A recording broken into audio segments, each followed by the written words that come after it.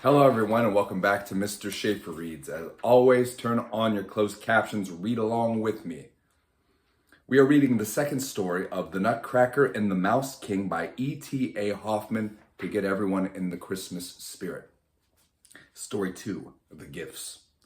Kind reader or listener, whatever may be your name, whether Frank, Robert, Henry, Anna, or Maria, I beg you to call to mind the table covered with your last Christmas gifts, as in their newest gloss they first appeared to your delighted vision. You will then be able to imagine the astonishment of the children as they stood with sparkling eyes, unable to utter a word for joy at the sight before them. At last Maria called out with a deep sigh, "Oh, how beautiful! Oh, how beautiful!"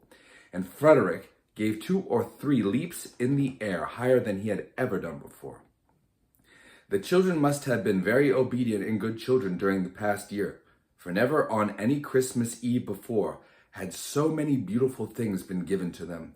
A tall fir tree stood in the middle of the room, covered with gold and silver apples, white sugar, almonds, comfits, lemon drops, and every kind of confectionery, hung like buds and blossoms upon its branches.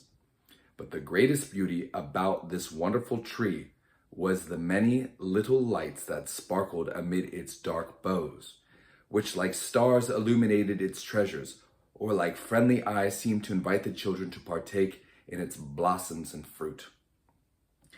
The table under the tree shone and flushed with 1,000 different colors. Oh, what beautiful things they were!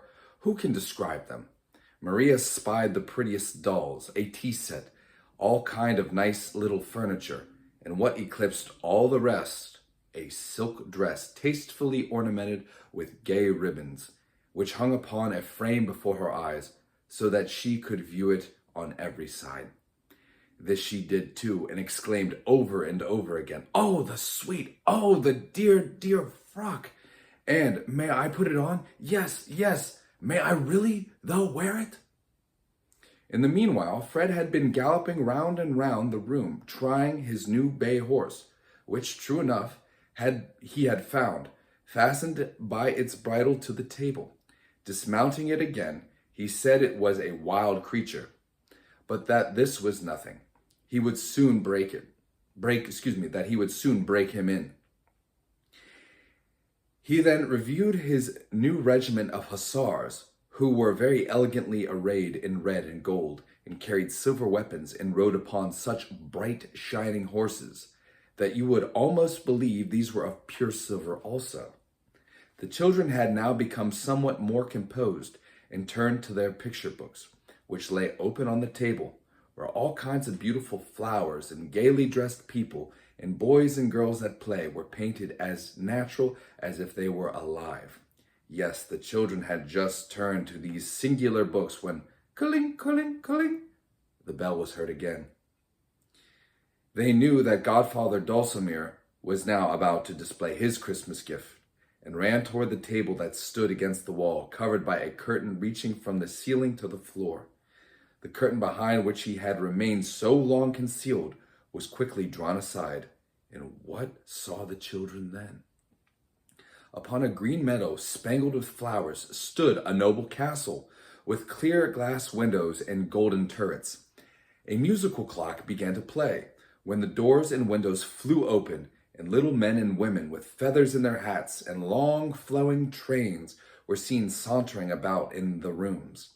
In the middle hall, which seemed as if it were made all on fire, where so many little tapers were burning in silver chandeliers, there were children in white frocks and green jackets dancing to the sound of music. A man in an emerald green cloak at intervals put his head out of the window, nodded, and then disappeared. And Godfather Dulcimer himself, only that he was not much bigger than Papa's thumb, came now and then to the door of the castle, looked about him, and then went in again. Fred, with his arms resting upon the table, gazed at the beautiful castle and the little walking and dancing figures, and then said, "Godfather Dulcimer, let me go into your castle." The counselor gave him to understand that that could not be done. And he was right, for it was foolish in Fred to wish to go into the castle, which with its great gold turrets was not as high as his head. Fred saw that likewise himself.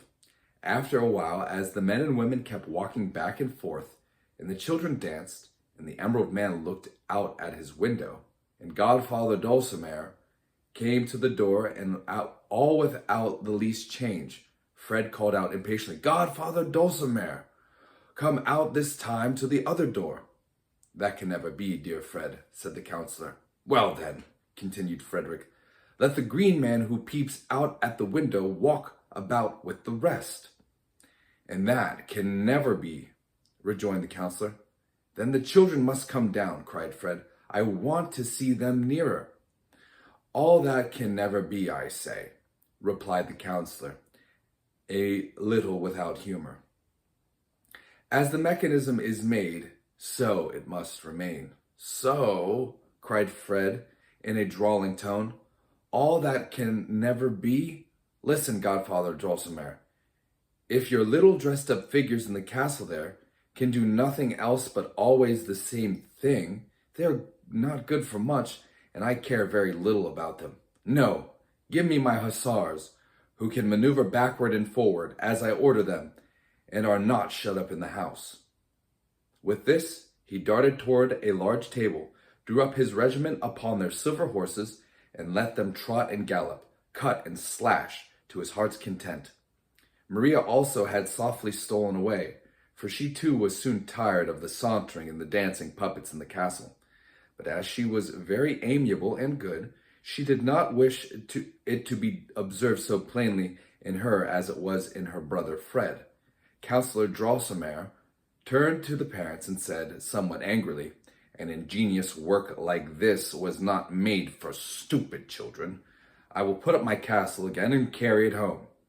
But their mother now stepped forward and desired to see the secret mechanism and the curious works by which the little figures were set in motion. The counselor took it all apart and then put it together again. While he was employed in this manner, he became good-natured once more, and gave the children some nice brown men and women with glib faces, hands, and feet. They were all made of sweet thorn and smelled like gingerbread, at which Frederick and Maria were greatly delighted. At her mother's request, the eldest sister, Louise, had put on the new dress which had been given to her, and she looked most charmingly in it. But Maria, when it came to her turn, thought she would like to look at hers a while longer as it hung. This was readily permitted.